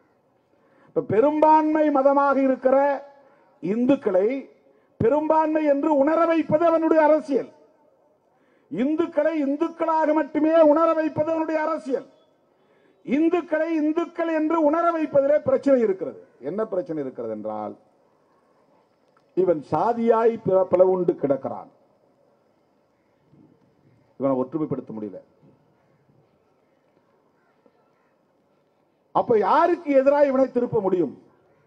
காந்தி காங்கிரஸ் கட்சியினுடைய தலைமையில் ஒரு போராட்டத்தை நடத்துகிற போது வெள்ளையர்களை எதிர்த்து இந்தியர்களை ஒருங்கே திரட்ட, அவன் அந்நியன், பிரிட்டிஷ்காரன், அவனை விரட்ட வேண்டும், அவன் பொருளை வாங்காதே, நாம் உற்பத்தி செய்த நம்முடைய பொருளையே வாங்கு என்று சுதேசி இயக்கத்தை எடுத்தார். சுதேசி என்றால் நம்முடைய பொருளை நாமே வாங்குவது, விதேசி என்றால் அந்நியன் கொண்டாந்து துணியை இங்கிருந்து பருத்தி வாங்கிட்டு போய் அங்கிருந்து துணியாக்கி சட்டை கொண்டாந்து நம்ம கிட்ட விற்கிறான், வாங்காதே, அவன் உற்பத்தி செய்யற பொருளை வாங்காதே, அவனுக்கு அதுல வரி போய் சேருது, நம்ம பொருளை நாமளே வாங்கணும், நாம் அனைவரும் இந்தியர்களாயிருப்போம். இதுதான் காங்கிரசும் காந்தியும் சொன்ன தேசியவாதம். நாம் அனைவரும் இந்துவா இருக்கலாம், முஸ்லீமா இருக்கலாம், கிறிஸ்தவனா இருக்கலாம், தமிழனா இருக்கலாம், மலையாளியா இருக்கலாம், தெலுங்கனா இருக்கலாம், உனக்கு வேற தாலி எனக்கு வேற தாலி, உனக்கு வேற பண்டிகை எனக்கு வேற பண்டிகை, உனக்கு வேற உணவு எனக்கு வேற உணவு, இது எல்லா வேறுபாடு இருக்கலாம். But be Indian buy Indian, இந்தியனா இருப்போம், இந்திய பொருளையே வாங்குவோம். இதுதான் காங்கிரசும் காந்தியும் சொன்ன தேசியவாதம். ஏன்னா வெள்ளைக்காரனை விரட்டுறதுக்கு பொது எதிரி. இப்போ பிஜேபி காரனுக்கு என்ன பிரச்சனைனா, அந்நியர்களை எதிரியா காட்ட முடியாது, ஏன்னா அவன் வெளியே போயிட்டான். இப்ப உள்ளுக்குள்ள யாரை எதிரியா காட்டுறது? அவனுக்கு கிடைச்ச ஒரே நோஞ்சாண்டி சமூகம், சிறுபான்மை சமூகம் முஸ்லீம் தான். இப்ப முஸ்லீமை எதிரியா காட்டணுங்க. பாருடா, அவன் ஸ்கூல் பர்மிஷன் வாங்கணும்னா பெரிய கட்டுப்பாடு கிடையாது, மைனாரிட்டிஸ்க்கு ஒரு சட்டம் இருக்குது, அவன் டக்குன்னு அப்ளை பண்ணா அவனுக்கு கிடைச்சிருது. ஆனா உனக்கு கிடைக்கல, உனக்கு நிறைய கட்டுப்பாடு இருக்கு, நீ உடனே ஒரு ஸ்கூலை ஓபன் பண்ண முடியாது. அவனுக்கு அந்த மாதிரி ஸ்பெஷல் சிறப்பு சலுகை இருக்கிறது, அவன் மேல வெறுப்பு உருவாக்குறது.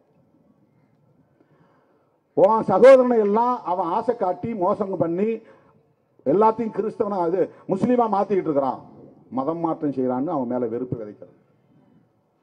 இந்துவா அப்பதான் திரட்ட முடியும். இங்க ஒரு கொட்டாயை போட்டு மசூதிங்கிறான், அங்க பைபிள் குர்ஆனை படிக்கிறான், காலையில 5 மணிக்கே ஓதுறான், அப்புறம் 5 முறை ஒரு நாளைக்கு பாங்கு ஓதுறான், நம்ம வேலைகள்லாம் பாதிக்கப்படுது, அவனை ஓத விடாத. கிறிஸ்தவர்கள் அப்படிதான் திடீர்னு ஒரு வீட்டை பிடிச்சு அது ஒரு தேவாலயம் சொல்றான், மக்களை கூட்டி அல்லேலுயா அல்லேலுயா பாடுறான், பைபிளை கற்றுக் கொடுக்குறான், வேற பாஷையில பேசுறான், இந்த மக்களை மயக்கிறான், அவங்களுக்கு எல்லாத்துக்கும் கோதுமை அதை இதை கொடுத்து ஏமாத்துறான். இந்து உணர்வு அப்பதான் வருமா? இப்ப இந்து உணர்வு வருவதற்காக இஸ்லாமியர்களையும் கிறிஸ்தவர்களையும் எதிரிகளாக்குகிறார்கள். எதிரிகளாக்குவதற்கு அவர்கள் கையாளக்கூடிய முக்கியமான 3 உத்தி. 1, மதமாற்றம் செய்கிறார்கள். 2வது, இந்த 2 மதத்து காரணம் தான் மாட்டுக்கறி அதிகமா திங்கிறான்.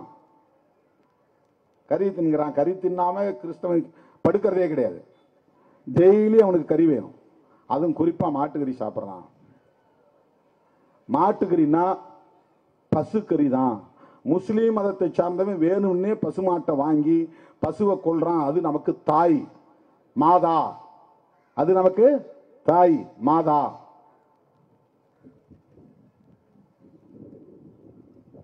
இப்படி இந்த இந்துக்களுக்கு எதிராக முஸ்லிம்களுக்கு எதிராக இந்துக்களிடையே ஒரு அவதூறு பரப்புகிறார்கள் திட்டமிட்டு. ஆனா இந்த மாட்டுக்கறி எல்லாம் அதிகம் வாங்கி எக்ஸ்போர்ட் பண்றவன் யாருன்னா இந்து தான், இந்து மதத்தை சார்ந்தவன் தான் எக்ஸ்போர்ட் பண்றான். மாட்டுக்கறியை செத்த மாட்டை போய் உரிச்சாங்கிறதுக்காக ஹரியானாவில் 5 தலித்துகள் அடிச்சே கொண்டாங்க, மாடு செத்து போச்சு. அந்த மாட்டை கொண்டு போய் புதைக்கிறதுக்கு பதிலாக தோலாவது பயன்படுமேனு உரிக்கிறான். கறி தின்ன ஆகி போச்சு, வீணா போச்சு. அதை போய் வெறுமனா புதைக்கிறத விட அதை அறுத்தா அந்த தோலை கொண்டு போய் விற்பனை பண்ணா ஏதோ 100-200 கிடைக்கும். அதுக்காக அந்த மாட்டை போய் அறுக்கிறாங்க. எப்படா நீ பசுமாட்டை தோலை உரிக்கலான்ட்டு 5 பேரை அடிச்சே கொள்றான். ஒரு கும்பல் சேர்ந்து அடிச்சு கொள்றாங்க. அதுதான் இன்னைக்கு முஸ்லிம்களை பசுமாட்டு வியாபாரம் பண்றாங்கன்னு சொல்லிட்டு கும்பலா சேர்ந்து அடிச்சே கொள்றாங்க. அதான் லிஞ்சிங். கும்பல் கொலை, அடித்தே கொள்ளுவது. உத்தரப்பிரதேசத்தில் தாத்ரி என்கிற இடத்துல போய் ஒரு வீட்டுக்குள்ள நுழைஞ்சு, உன் வீட்டில் இன்னைக்கு கறி குழம்பு வச்சிருக்கிற, அந்த கறி குழம்பு என்ன குழம்பு? அவன் இல்லைங்க மாட்டுக்கறிலாம் இல்லை நான் பார்க்கணும். உள்ள பூந்து கறி குழம்பு சட்டிக்குள்ள கையை விட்டு எடுத்து பார்த்து மோந்து பார்த்துட்டு இது மாட்டுக்கறி தான் சொல்லி அவனை அடிச்சே கொள்றாங்க. விசாரணையில் அது மாட்டுக்கறி இல்லைன்னு அதுக்கப்புறம் தெரியுது கோர்ட்ல. ஒருத்தன் வீட்டுக்குள்ள நுழைஞ்சி அடுப்படிக்குள்ள நுழைஞ்சி அவன் கறி சட்டிக்குள்ள கையை விட்டு அந்த கறியை எடுத்து அது மாட்டுக்கறி தான் அவனே ஒரு முடிவு பண்ணி அதற்காக அந்த கறி குழம்பை செய்த குடும்பத்தை சார்ந்தவர்களை அடித்து துன்புறுத்துவதில் ஒருவன் கொல்லப்படுகிறான். இது எதனால் வருகிறது? பிஜேபி RSS பரப்புகிற இஸ்லாமிய வெறுப்பால் வருகிறது. பசுக்கறி முஸ்லிம்களால் தான் இங்கே வியாபாரம் செய்யப்படுகிறது. பசு புனிதம், மதமாற்றம், இது போன்ற அவதூறுகளை பயன்படுத்தி வெறுப்பு அரசியலை பரப்புகிறார்கள். இதனுடைய நோக்கம் என்னவென்றால் இந்துக்களை இந்துக்களாக திரட்டுவது. நீ சாதி பெருமை பேசு, சாதியை ஒழிந்து ஒரு காலத்திலும் சொல்ல மாட்டான். சாதி பாகுபாட்டை ஒழிக்க ஒரு காலத்திலும் பேச மாட்டான். சாதி பாகுபாடு ஒழியட்டுன்னு சொல்ல மாட்டான். சாதிய வன்கொடுமைகள் ஒழியட்டுன்னு சொல்ல மாட்டான். சாதி பெருமை இன்னைக்கு நிறைய பேர் இந்த தலித் கூட சொல்லக்கூடாதுன்னு சில பேர். ஏன்னா இவங்க எல்லாமே இந்த தலித்துன்னு சொல்லக்கூடாதுன்னு பூரா RSS கட்டுக்குள்ள போயிட்டான்னு அர்த்தம். தலித்துங்கிறது ஒரு சாதி பெயர் கிடையாது. திராவிடன்னு சொல்லக்கூடாதுங்கிறவன RSS கட்டுப்பாட்டுக்குள்ள போயிட்டான்னு அர்த்தம். 100% எழுதி வச்சுக்க. திராவிடன்னு சொல்லக்கூடாதுங்கிறவன் எல்லாம் RSS பிஜேபியுடைய கட்டுக்குள்ள போயிட்டான்னு அர்த்தம். திராவிடங்கிறது பெரியார் கண்டுபிடித்தது அல்ல. எங்கள் முப்பாட்டன் பண்டிதர் அயோத்திதாசர் கையில் எடுத்த அரசியல் உத்தியது. அது ஆரியத்திற்கு எதிரானது, பார்ப்பனியத்திற்கு எதிரானது, சனாதனத்திற்கு எதிரானது, சாதிய பாகுபாட்டுக்கு எதிரானது, சமத்துவத்திற்கான அரசியல் அது. ஏன்னா RSS காரதான் சொல்றோம் திராவிடன் பேசாத, தலித்துன்னு சொல்லாத. தலித்துங்கிறது ஒரு இன்டர்நேஷனல் டேர்ம். அது உலகம் முழுக்க எல்லோருக்கும் தெரிஞ்ச ஒரு சொல்லாடல். அதுக்கு நேரடியான பொருள் என்னன்னா புரோக்கன் பீப்புள்னு அர்த்தம், நொறுக்கப்பட்ட மக்கள்னு அர்த்தம். அவர்கள் ஒரு கம்யூனிட்டியா கூட இல்லை, ஒரு காஸ்டாவும் இல்லை. அவன் சாதி பற்றியே இருக்காது, அவனுக்கு சாதி பற்றியே இருக்காது. இன்னைக்கு சில பேர் சாதி பற்றி சொல்லிட்டு தெரியுறான்னா அது அஜெண்டா, அது இந்துத்துவ அஜெண்டா. நீ சாதி பெருமை பேசு, நான் ஆண்ட பரம்பரைன்னு சொல்லு, நான் சிவகுலத்தை சார்ந்தவன் சொல்லு. பண்டிதர் அரசியல் அது அல்ல. இந்தியாவிலேயே ஆகச் சிறந்த ஒரு தத்துவ பேரறிஞராக பெரியாருக்கு முன்னர், புரட்சியாளர் அம்பேத்கருக்கு முன்னர் தமிழ்நாட்டிலே தோன்றிய ஒருவர் உண்டு என்றால் அவர் பண்டிதர் அயோத்திதாசர். புரட்சியாளர் அம்பேத்கருக்கே பௌத்தம் தொடர்பான ஒரு சிந்தனை உருவாவதற்கு பண்டிதர் எழுதிய நூல்தான் காரணம் என்பதை யாரும் மறுத்துவிட முடியாது. அவர் கையாண்ட சொல்தான் திராவிடம் என்கிற சொல். அது ஆரியத்திற்கு பார்ப்பனியத்திற்கு எதிரான சொல்லாடல். அது அதை சொல்லக்கூடாதுன்னு சொல்லுவான். அதனால்தான் நான் திருவண்ணாமலை மாவட்டத்திலே பேசுகிற போது சொன்னேன், நீ திமுகவை அழிக்க வேண்டும் என்று சொல்லுவதோ திமுகவுக்கு எதிராக பேசுவதோ அது உனக்கும் அவர்களுக்குமான அரசியல், அது வேறு. ஆனால் திமுகவை வீழ்த்தி விட்டால் திராவிடத்தை வீழ்த்திவிட முடியும் என்று நீ கனவு காணுகிறாய். அது நடக்காது. சிறுத்தைகள் இருக்கிற வரையில் அதை விடமாட்டோம் என்று சொன்னான். இதை புரிஞ்சுக்கிறதுக்கே அவனுக்கு அறிவு வேணும். அந்த அறிவு கட்ட முண்டங்கள் நாம் திமுகவுக்கு முட்டு கொடுக்கிறோன்றான். திமுகவுக்கு நாம் உடந்தையா இருக்கணும்னா நாங்க ஏன் திமுகவோட சண்டை போட்டு பானை சின்னத்தில் நிக்கிறோம்? சொல்றதை கேட்டு நாங்க பாட்டு உதயசூரியன் சின்னத்திலே நின்று போக வேண்டியதானே? கொடுக்கிற ஒரு சீட்டு 2 சீட்டு நாங்க நின்று போக வேண்டியதானே? தமிழ்நாட்டு அரசியல இதுவரையிலும் வெற்றி பெற்ற எல்லா தலித்துகளும் இன்னொரு கட்சியின் சின்னத்தில் தான் வெற்றி பெற்றார்கள். அதை உடைத்த முதல் இயக்கம் விடுதலை சிறுத்தைகள் கட்சி. தோற்றாலும் பரவாயில்லை, நாங்கள் தனி சின்னத்தில் நிற்போம், தனித்துவத்தை நாங்கள் பாதுகாப்போம் என்ற உறுதியோடு தான் கூட்டணியில் உறவு காண்கிறோம். ஏன் அப்புறம் நீ அதை விட்டு வெளியே வர மாட்டாங்கிற? இது ஒரு அரசியலா பேசுறேன். ஏன் நீ விரும்பினா நான் வரணுமா? உன் ஆசையை நான் நிறைவேற்றணுமா? உன்னுடைய அரசியல் கணக்குகளுக்கு நான் பலியாக வேண்டுமா? விமர்சனங்கள் 1000 இருக்கிறது, அது வேறு. ஆனால் பாரதிய ஜனதாவோ RSS அவர்களின் செயல் திட்டமோ இந்த மண்ணில் வேரூன்றிவிடக் கூடாது என்பதிலே திமுகவை விடவும் 1000 மடங்கு விடுதலை சிறுத்தைகள் கட்சிக்கு பொறுப்பு இருப்பதாக நாங்கள் நம்புகிறோம், உணர்கிறோம். எங்களுக்கு அந்த பொறுப்பு இருக்கிறது. எங்களால் அதை ஏற்க முடியாது. அந்த அடிப்படையில் தான் நாங்கள் கூட்டணி அரசியலையும் முடிவு செய்கிறோம். அதுல எங்களுக்கு பலவீனம் இருக்கலாம், இழப்பு இருக்கலாம். இல்ல நீங்களாம் 20 சீட்டு 30 சீட்டு வாங்குறது, 20 சீட்டு 30 சீட்டு வாங்கினா ஆட்சி பிடிச்சிட முடியுமா? 6 சீட்டு வாங்கினா ஆட்சி பிடிக்க முடியாது. 20 சீட்டு வாங்கிட்டா அதல்ல பிரச்சனை. நாங்கள் பேசுகிற அரசியல் தான் முக்கியம். எங்கள் குரல் ஒரே ஒரு குரல் சட்டமன்றத்தில் ஒலித்தாலும் அது வலுவான குரலாக இருக்கும். ஒரே ஒரு குரல் நாடாளுமன்றத்தில் ஒலித்தாலும் அது கொள்கை குரலாக இருக்கும், கோட்பாட்டு குரலாக இருக்கும். நாங்க ஒரு தற்காலிகமா ஒரு 10 பேர் ஜெயிக்கணுங்கிறதுக்காக RSS சதி திட்டத்திற்கு ஒருபோதும் நாங்கள் பலியாக மாட்டோம். ஆகவே இந்து மக்களை பெரும்பான்மை அடிப்படையில் இந்துவாக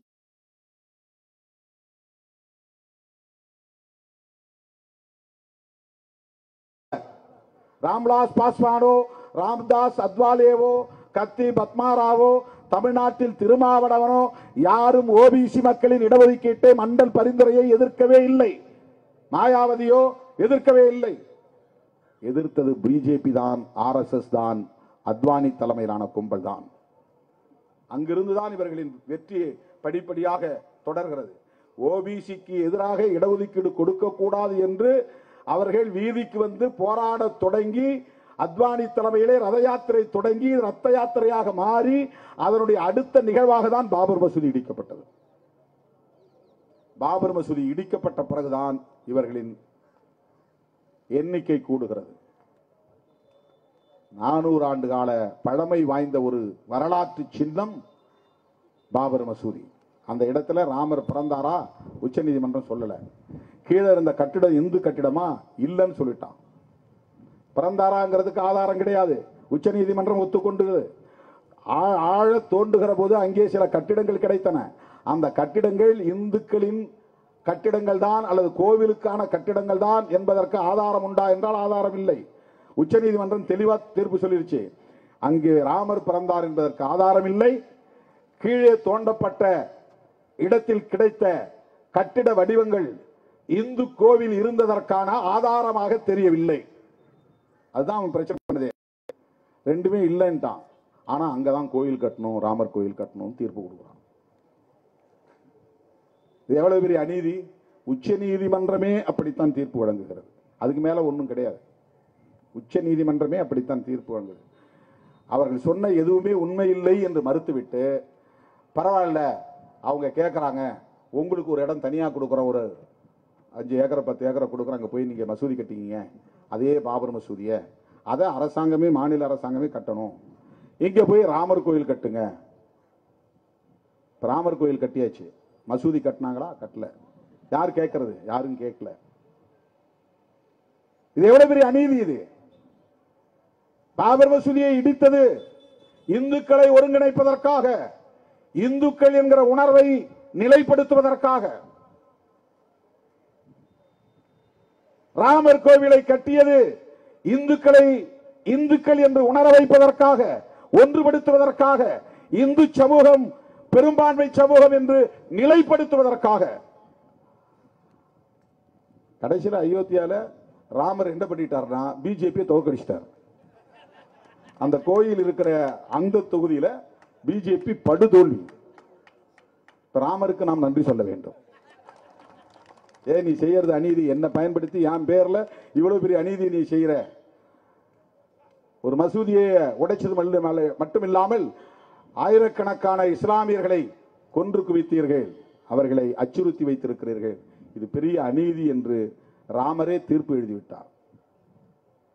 அதுக்கு பிறகு அவங்களுடைய டார்கெட் என்ன தெரியுமா? இந்தியாவுக்குள்ள ஜம்மு காஷ்மீர், அது முஸ்லிம்கள் பெரும்பான்மை, காஷ்மீர் பகுதி வேற, ஜம்மு பகுதி வேற. ஜம்முல இந்துக்கள் பெரும்பான்மை, அதுல காஷ்மீர்ல முஸ்லிம்கள் பெரும்பான்மை. லடாக்னு ஒரு பகுதி இருக்குது, அது பௌத்தர்கள் பெரும்பான்மை இருக்கிற பகுதி. இந்த 3 கம்யூனிட்டி இருக்கிற ஒரு மாநிலம் தான் ஜம்மு காஷ்மீர் மாநிலம். இதை 3ஆ துண்டா உடைச்சிட்டான் கம்யூனலா இந்த கவர்மெண்ட். காஷ்மீர் தனி, ஜம்மு தனி, லடாக் தனி. அதுக்கு ஒரு சட்டம் கொண்டு வந்துட்டான். Article 370 repealed. இதெல்லாம் டார்கெட்டட், குறிவைக்கப்பட்ட செயல் திட்டங்கள். இதெல்லாம் ஒன்னொன்னா அஜெண்டாவில் ஒன்னொன்னா செஞ்சுக்கிட்டே வரான். பாபர் மசூதி இடிக்கிறது ஒரு அஜெண்டா, ராமர் கோயில் கட்டணுங்கிறது ஒரு அஜெண்டா. அஜெண்டான்னு ஆங்கிலத்தில் சொல்றது செயல் திட்டம், தமிழ்ல சொல்றோம் அஜெண்டா. அதான் ஏற்கனவே அவன் டிசைன்டு, முடிவு பண்ணி வச்சுக்கிட்டான், திட்டமிட்டு வைத்துக் கொண்டான்.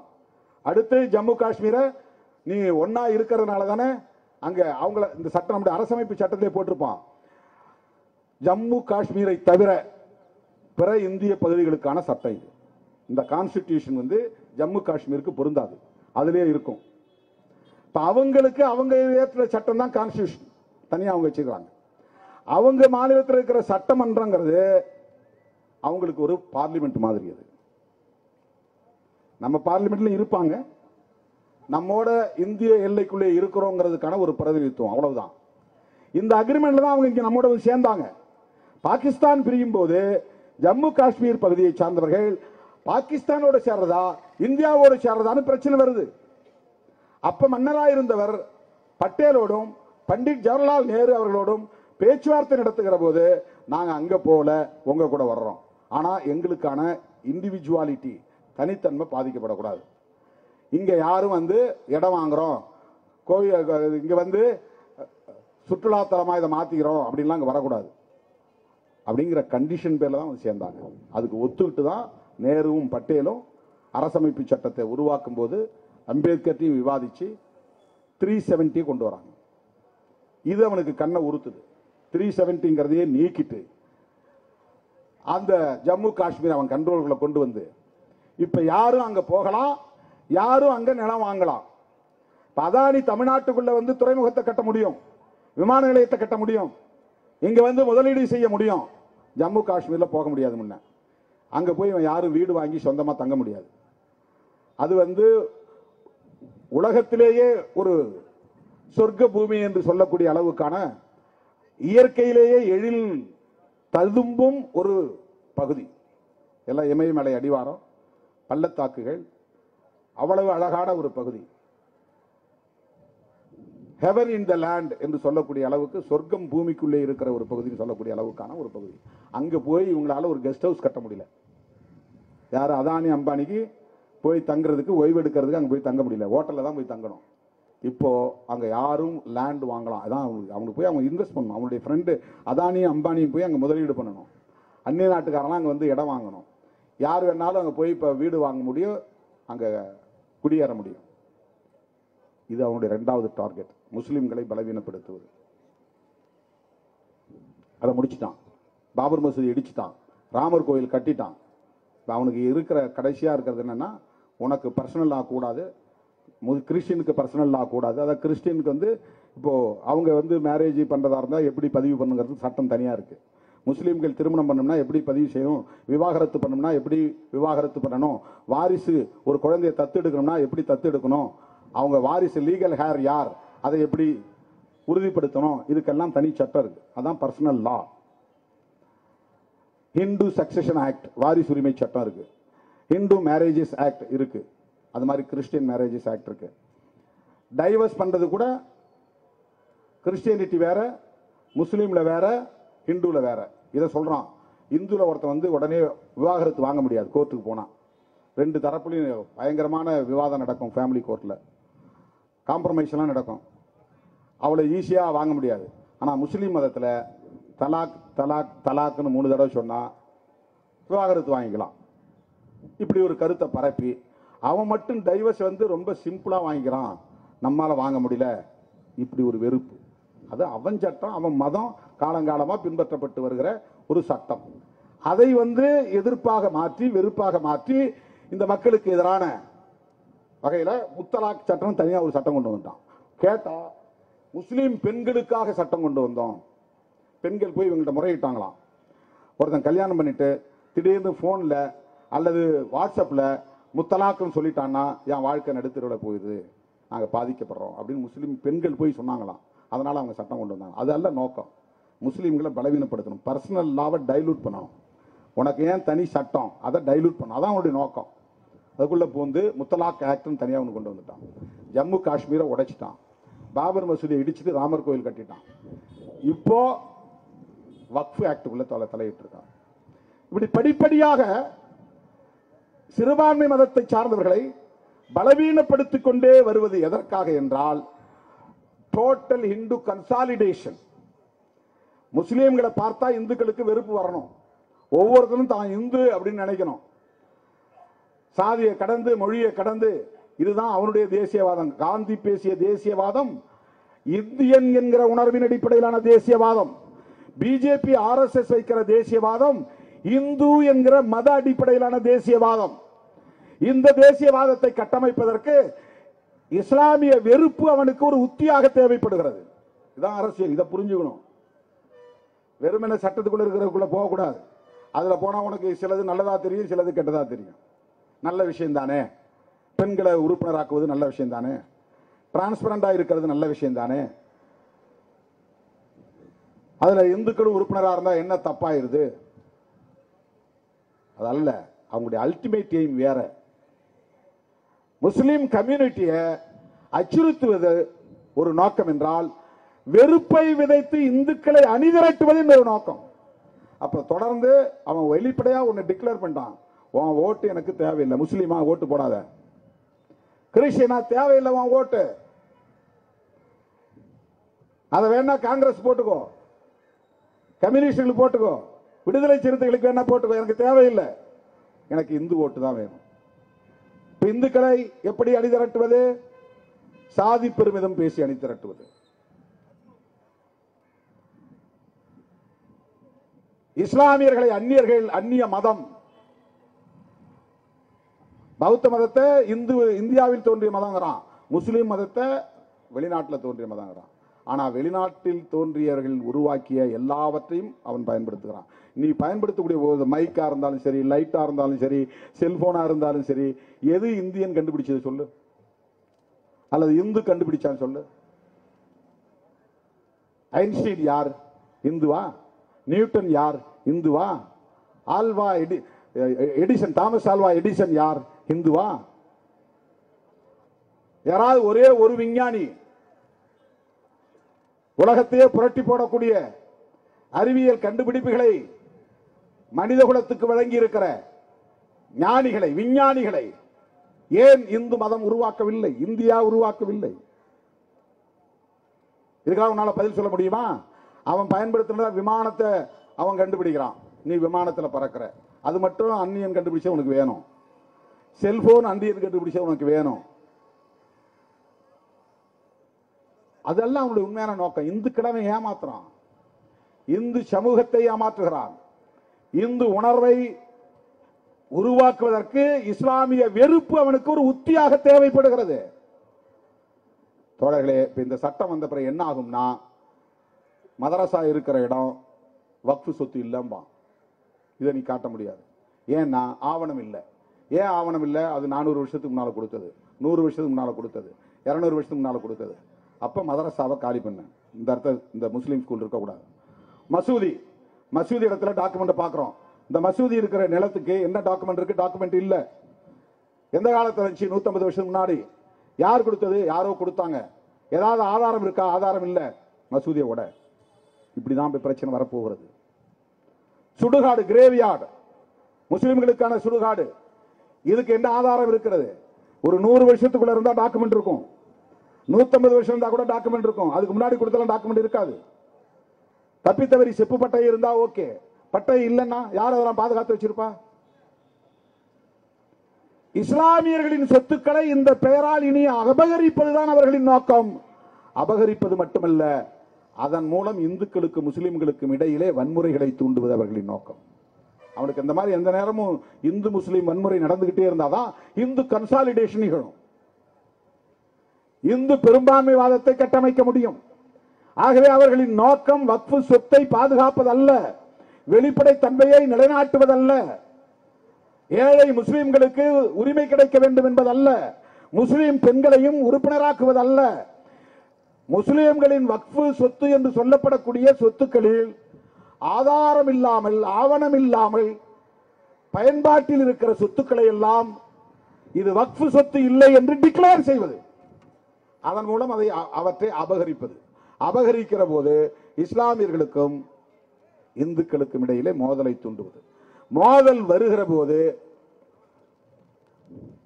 அவங்களுக்கு கன்சாலிடேஷன் ஆகிடும். நாடக காதல்னு சொல்லி திருமாவளவன் கூட இருக்கிறவங்க தான் அப்படி எல்லாம் பண்றாங்கன்னு சொல்லி தலித் வெறுப்பை விதைத்தால், தலித் அல்லாதவர்களை கன்சாலிடேட் பண்ணுவதன் மூலம் எல்லா சாதி இந்துக்களும் நம்ம பிள்ளைக்கு ஓட்டு போட்டுருவாங்கிறதுக்காக தருமபுரியில ஒரு வன்முறை நடத்தப்பட்டது. திவ்யா இளவரசன் பிரச்சனை. அந்த தருமபுரியில் நடந்த நாயக்கன் கொட்டாய் பக்கத்தில் நடந்த நத்தம் கிராமம் தாக்கப்பட்டது தேர்தலுக்காக நடத்தப்பட்டது. வன்னியர் அல்லாத பிற சாதி இந்துக்களையும் ஒருங்கிணைப்பதற்கு தலித் வெறுப்பு ஒரு அரசியல் உத்தியாக கையாளப்பட்டது. அதுதான் உண்மை. அதேதான் இஸ்லாமியர் வெறுப்பு இந்தியா முழுவதும் பரப்பப்படுகிறது. இந்த அரசியல் பின்னணியை புரிந்து கொண்டால்தான் வக்ஃப் திருத்த சட்டத்தை ஏன் எதிர்க்கிறோம் என்பதை புரிந்து கொள்ள முடியும். எனது அருமை தோழர்களே, இந்தியாவில் இஸ்லாமிய சமூகம், இந்து சமூகம் மத நல்லிணக்கத்தோடு சகோதரத்துவத்தோடு ஒற்றுமையாக வாழ்ந்து கொண்டிருக்கிற நிலையில் இவர்களுக்கு இடையிலே வெறுப்பை விதைத்து இடைவெளியை பெருக்கி வன்முறை வெறியாட்டத்தை தூண்டுகிற ஒரு செயல் திட்டத்தோடு தான் RSS பிஜேபி கும்பல் காய்களை நகர்த்துகிறது. அதன் அடிப்படையில் உருவான சட்டம் தான் இந்த சட்டம். இதை திரும்ப பெற வேண்டும் என்று வலியுறுத்தி விடுதலை சிறுத்தைகள் கட்சியின் சார்பில் உச்ச நீதிமன்றத்திலே வழக்கம் தொடுத்திருக்கிறோம். இஸ்லாமிய சமூகத்தோடு, கிறிஸ்தவ சமூகத்தோடு, சிறுபான்மை சமூகத்தோடு அரசியல் ரீதியான அடிப்படையிலே நாம் உறவை கொண்டிருக்கிறோம். கொள்கை அடிப்படையிலே உறவை கொண்டிருக்கிறோம்.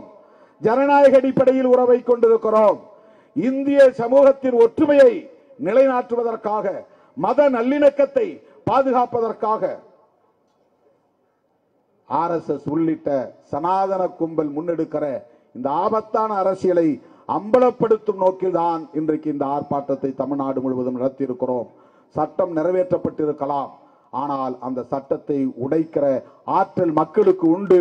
அதை தூக்கி எறிகிற காலம் கனியும் என்பதை சொல்லி வாய்ப்புக்கு நன்றி கூறி விடைபெறுகிறேன். நன்றி, வணக்கம்.